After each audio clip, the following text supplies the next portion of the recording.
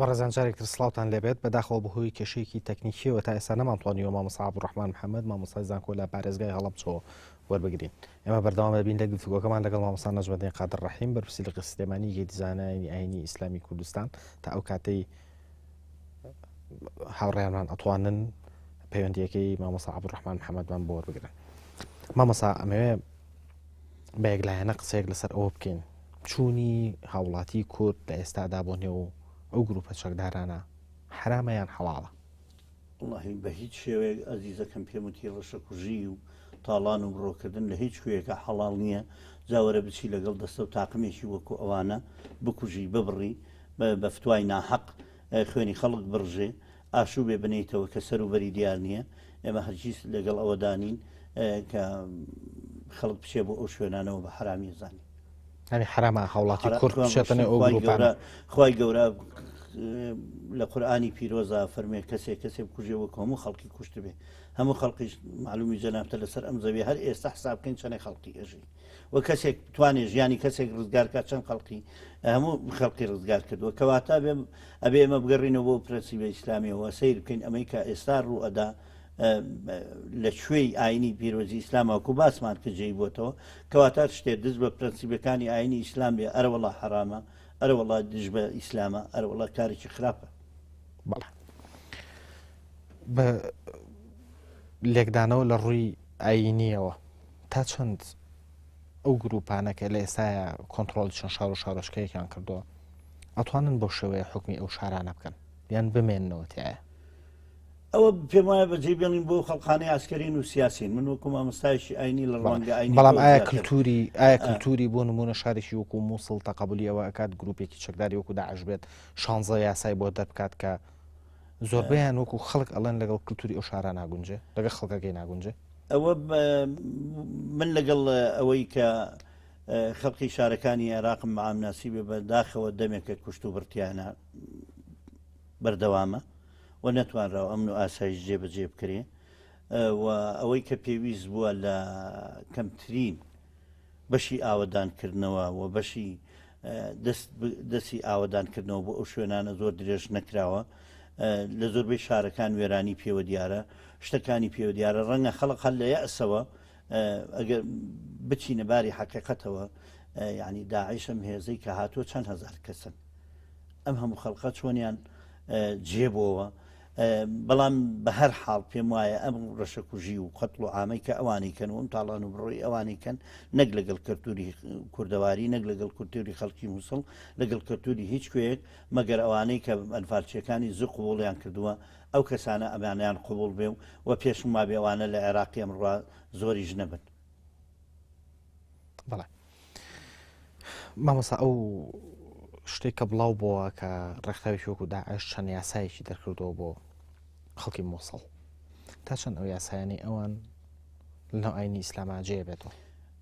بەڕاستی من پێت بڵم تا ئێستا سەیری یاساکانم نەکردووە ئاگام لەو یاسایانە نەبووە کە ئەوان دەریان کردووە. بەڵام یاسایەک خەڵکێک ئاوا لە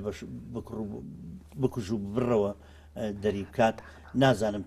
تا ئێستا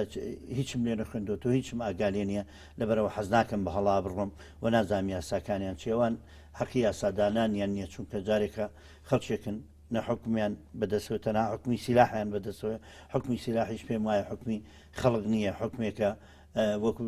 هزار جار و هزار بار باسمان کرد حکمی ڕەشەکوژی. بەڵێ ینی بۆ نمونەیەکی بچووک من ئەگەر بۆت بێنمەوانێ ئافرەت بەبێ پەچە و بەبێ ئەوەی کە پێڵەن بڕقۆ نابێ بێتە دەرەوە، نابێت ئەو دوکانانەی کە کەلوپەل و پێداویستی ئافرەتانە فرۆشن لەلایەن پیاوەوە بەڕێوە ببرێن. بۆ نمونە جگەرە کێشان قەدەغەیە، فرۆشتنی قەدەغەیە بەشێک لەمانە. ینی ئایا ئەمانە ئەم ئازادیە تاکە کەسیانە تا چۆن لە ئاینی ئیسلام لە پێشە باسی ئەومان کرد ئیسلام چۆن بە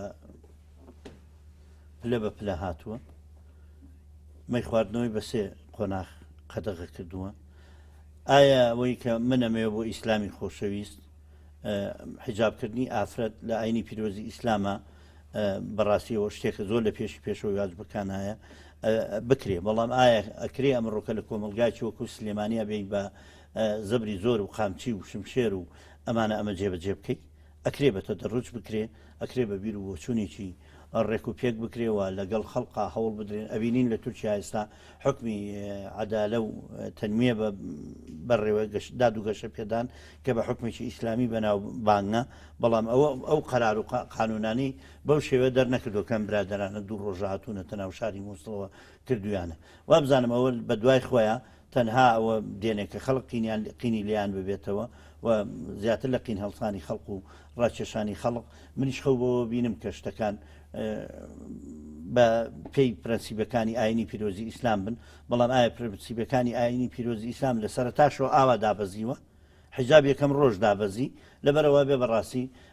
ئەوانە ئەو جۆرە بیر و بۆچوونانە پێم وایە ناکرێت ناچێتە سەر. بەڵێ ینی ئەو نوعشتانە لە ئاینی پیرۆزی ئیسلامە جێبێتەوە.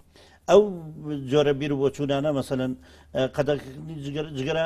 لە لای زۆربەی عولەما حرام نییە، مەکروهە،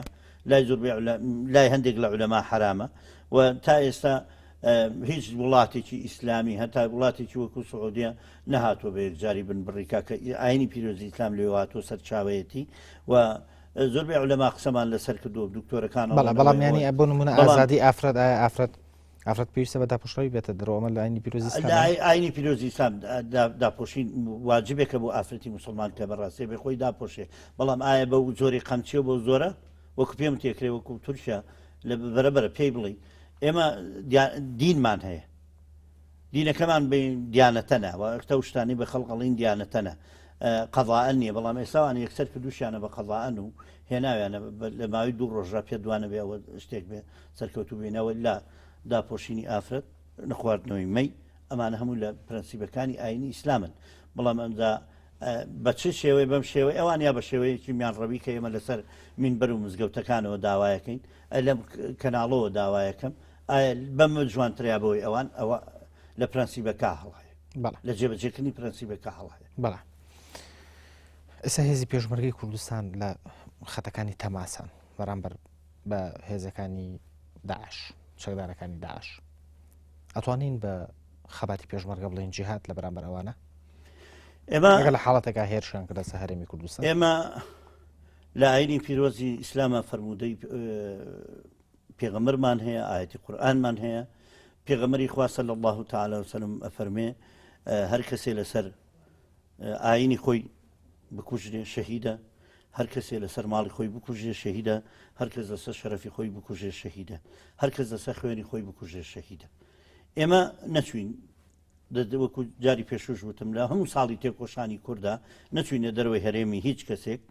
هەرێمی خۆمان لە ماڵی هیچ کەسێک دەستدرێژی بکەینە سەر ماڵی هیچ کەسێک. ئەکرێت دیفاعکردن لە خۆمانەوە، پارێزگاریکردن لە نەتەوەی خۆمانەوە، پارێزگاریکردن لە کیانی خۆمان جیهادە و تێکۆشانێکە ڕەوایە بەپێی فەرموودەکەی پێغەمبەر صلی الله تعالی علیه وسلم. وا دابنێ ئێمە شاری مووسڵی ئەوانە بن بەسەرمانە چیەکەن، سلێمانی لە مووسڵ ئازارتر نییە بەلایەنەوە، پێشوانە بێ ئێمەش بە موسڵمانتر بزانن لە ئەلی مووسڵ و ئەگەر ئەوان بە زبانەکە لەگەڵ ئەوانان زۆربەی زۆریان عەرەبن و لە خۆیانن ئێمە کوردیشین بینیمانە هەر لەسەر کوردایەتی ئێمە ئەنفال کراوین، لەسەر کوردایەتی کیمیا باران کراوین، لەسەرەوە نەبوو کە نوێژ ناکەین، لەسەرەوە نەبوو کە ڕۆژوو ناگرین، لەسەرەوە نەبوو دێکانمان مزگەوتی تیانێ و مەلاکانمان مەلای چەپڕە و خراپن، لەسەرەوە بۆ کە میلەتی کوردین و بەم زمانە قسەمان کردووە، لەسەرەوە ئەم هەموو وڵاتەمان کاول کراوە و مزگەوت و قورئانەکان سووتێنران بە یەکا قورئانەکان پەڕەپەڕەکران لەبەرەوەی لە ماڵی کووردا بوون، لە مزگەوتی دەیەکی کوردیا بوون، مەلاکان دەربەدەر و ئاوارەکران لەبەرەوەی مەلایەتی دەیەکی کوردیانە کرد، شارێکی کوردیانە کرد، چیمیا لێیان لەبەرەوەی لە شارەکانی کووردا بوون. کەواتە ئێمە زۆر بە ڕاشکاوانەڵین دیفاعکردن لە خۆمان جیهاد و تێکۆشانە و معتەبەرە لە ئاینی پیرۆزی ئیسلامە. لێرەوە ئێمە چاوی پێشمەرگەکانمان ماچەکەین و دوعای خێریان بۆ بکەین و لە خوای گەورە پاڕینەوە، خوای گەورە بیان پارێزێ، چونکە ئەوان لە پێشی پێشەوەن تاوەکو ئێمە لێرە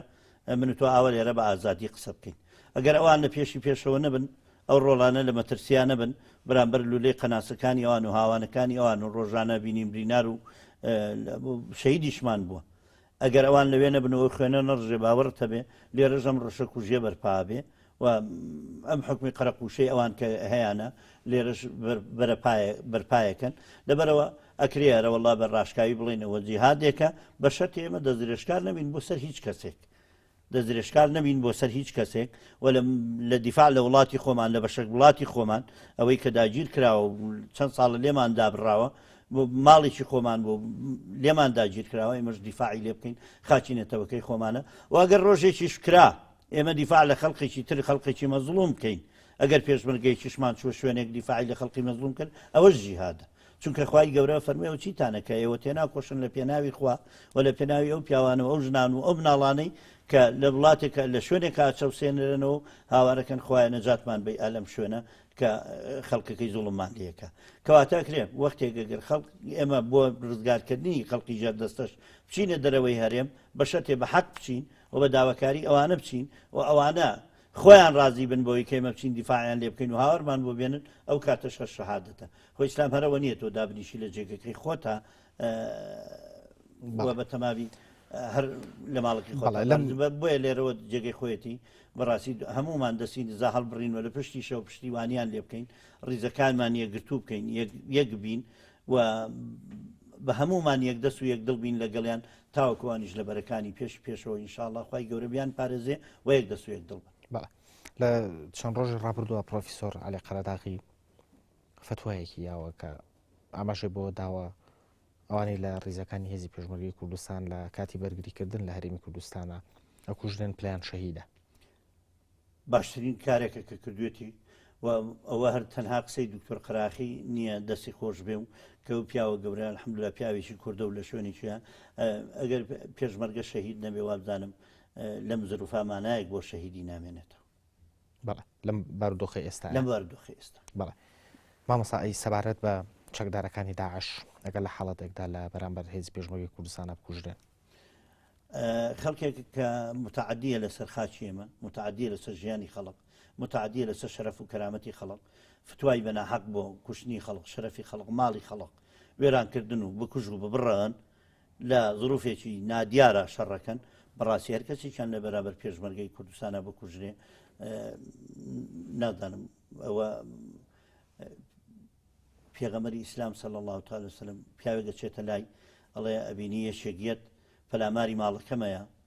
ئەڵێ مەهێڵە ئەڵێ آخر شەڕم لەگەڵەکە ئەڵێ آخر مەیڵە بیکوژە ئەگەر ئەو کوژرا لە ئاگرایە تۆ کوژرای لە بەهەشتای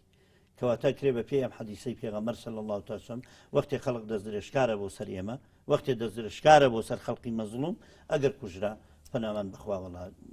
ئەوە بە پێی پرەنسیبەکانی ئاینی پیرۆزی ئیسلام جێگەیەکی خراپیە بێ و ئەو پیاوە لەسەر ناحەق کوژرا و لەسەر ناحەقیش بوو کوژرەی جێگەکەت خراپە و چیتنەوە باش ئەگەر ینی ئەو گروپە هەر بۆ شێوەیە لە حکومڕانی ئەو ناوچەیەمانەوە ئەوان سونە مەزهەبن و زۆربەی گەلی کوردیش بە هەمان شێوە سونە مەزهەبە ینی چۆن کورد چۆن بتوانێت مامەڵە لەگەڵ ئایدۆلۆژیەکی ئەوە تونڕەوا بکە لەگەڵ خەڵکێکی ئاوایە بکات کە لە ڕێگەی پاسەوهێنانەوە بە ئاەتەکانی قورئانی پیرۆز لە ڕێگای ئیدعاکردن تەرویجدان بەوەی کە ئەوان حکم شەرعەکەن ئەوەی ئێوێ بیکە چۆن کورد بتوانێت مامەڵە لەگەڵ ئەمانە بکە من ئەمێ معلومەیەک بۆ جەنابەت ڕاستکەمەوە زۆر جار ئەگەڕینەوە بۆ ئاینەی پیرۆزی ئیسلام و من پێم وتی زۆربەی تەویلاتەکان بە ئارەزووکانی خۆیانەکەن بەڵێ ئەوەی کە منیش باسی ئەەکەم ئەوانەی لە دڵیانە گەر تۆزێکەیە لە دڵیانە لادانێکەیە ئەنوێتەکان بەلای خۆیانە ئاواهی لێ بکەن کە ئەیانەوێت متشابێتەکان وا تەویل بکەن کە چۆن ئەیانەوێ وا تەویلی بکەن ئەبینین ئەهلی سونەش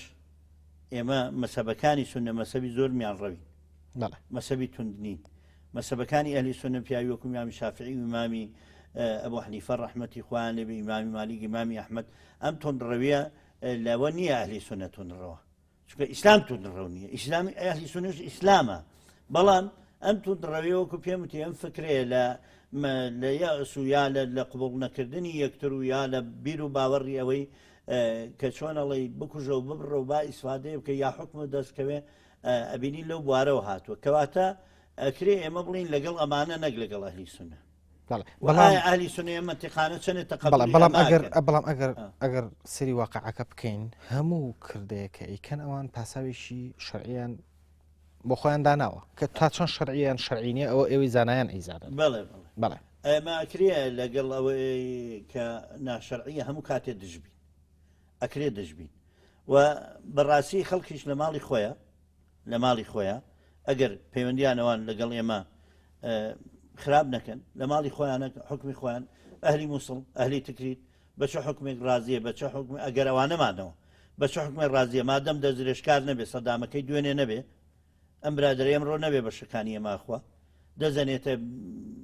بینی مناڵەکانی ئێمە یعنی پیاوێکی پیر خزمەتی کردووە لە حکوومەتەکانی ڕابردووی عێراقەوە هەتا ئێستا دەستی ناوەتە بینی و موچەکەی بڕیوە تەقاوت کراوە خاننشین کراوە موچەکەی بڕیوە مامۆستایەک دەرسەڵێتەوە موچەکەی بڕیوە لەسەر مواقفی سیاسی ئەکرێ سیاسیەکان پێک بێن ئەکرا و دەست دەنێتە بینی ئەم میلەتە ئەکرێ ئێمە بڵین ئەگەر وەکو ئەوەی دوێنێ و وەکو ئەمەی ئەمڕۆ نەکا لە وڵاتی خۆیان حکمی لەکم دینکم وەلیە دین باشە بەڵام کە ئەو هەڵگری ئەو بیر و باوەڕە توندڕەوە بێ تا چۆن ئەگەر هەیە کە وا بە هادیئی دانیشێ دراوسی کورد بێ و وا بە هادیئی وڵا ئیترە گەردانە نیشتێمەی میلەتی کورد مێژوێکمان هەیە لە خەبات و تێکۆشان دژی هەر کەس کە خراپەی کردبێ مێژوێکمان هەیە مێژوێکی دوور و درێژ مێژوێکی پڕ لە سەربەرزی و خوێناویش لە هەمان کاتە دیارە ڕەنگە هەموو کاتێکیش پارێزگاریکردن لە دەستکەوتەکان زۆر گرانتر بێ لە ئەلێرەوە نامەوێ من گەلەکەم وا لێ بکەم ڕەشبین بێ بەڵام ناشکرێ بە هەموو شتێک گەشتبین بین چونکە جاری وا هەیە گەشتبینی وەکو هەنگاوێکە تۆ بە تەمای قادرمەیەکنی لە پڕێک دابکەوی ناکرێ ئاوە گەشتبین بین ئەکرێ شتێکی سوک دەسێتێ بە چوک دەسێتێ بەڵام قرس جێ بەدەستەوە ئەبێ حسابیەوەی بۆ بکەی کە شتا قرس بێت باشترە لە پێشە لەبەرەوە ئەکرێ ئێمە لە ماڵەکەی خۆیانە ئێمە معاملەی بالمیسلیان لەگەڵکەین و میلەتی کوردیش وەکو پێم وتیت میلەتێکە سەری بۆ کەس نەوی نەکردووە و هەر کەسێکی دژایەتی کردبێ ئەلحەمدولیلا بە پشتیوانی خوای گەورە بە یەکریزی ئەم میلەتە ئیلا ئەو زەرەری کردووە بەڵێ ئێمەش زەرەرمان کردووە چونکە ناکرێ بڵێ وەڵڵاهی من تێ ئەکۆشم من دیفاع لە وڵاتی خۆمەکەم من میلەتی خۆمە پارێزم من کەلتور و ئاینی خۆمە پارێزم بەڵام ناشمەوێ هیچ زەرەرێ بکەم ناکرێ بەڕاستی ئەوە بەبێت تێکۆشان ناکرێ ئەوە ئێمەش ئینشاڵڵا ئومێ دەکەین خی گەورەوە نەکا بە تووشمانەوە نەیکا بە تووشی ڕۆڵەکانمانەوە و دوعاکەین لە خی گەورەشە پاڕینەوە خی گەورە و شوێنانش ئارامکە و ئەوانش بهێنێتە سەر ڕێگەی حەق و بتوانرێت لە عێراقا حەلێک بدۆزرێتەوە بەڕاستی کە چارەسەرێکی میان ڕەوانە بێ ئەو چارەسەرە میان ڕەوانە نەخوێنی شیع بڕژێ نەخوێنی سونە بڕژێ نەخوێنی عەرەب بڕژێ نەخوێنی یەزیدی و مەسیحی بڕژێ نەخوێنی میلەتی کوردی زوڵم لێکراوی چەند ساڵە بڕژێ کە ئێمە تا ئێستا ئەبینین وڵاتەکەمان برینار و پارچە پارچەیە بەڵامە بێ بەڕاستی ئامادەکاریشمان هەبێ بۆ هەموو ئەگەرێک بە تایبەتی ئەگەرێکە لە پێشمانە ئێمە بەیانی ئەو برایانەمان کە هێزەکانی پێشمەرگە چۆتە پێشی پێشەوە بەڕاستی بێتی کەنانەکەمانیان لەگەڵ بەشکەین دوورنی ئەوانیش وەکو ئێمە ڕاتبیان ببڕێ